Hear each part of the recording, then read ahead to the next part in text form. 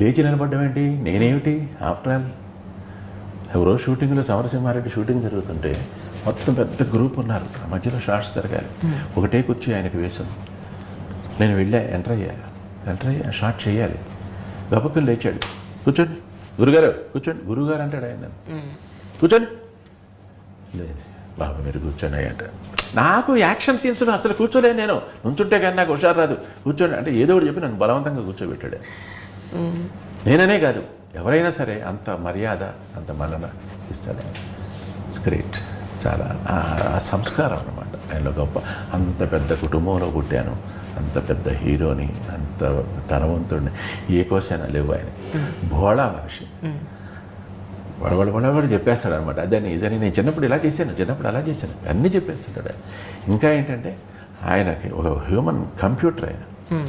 వాళ్ళ నాన్నగారు చేసిన సినిమాల్లో ఉన్న పాత్రలు, సంభాషణలు అన్నీ అప్పచెప్పేస్తాడు ఆయన అవలేరుగా.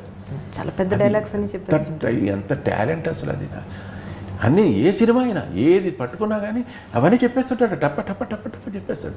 గుర్తుండవు మనకి అసలు.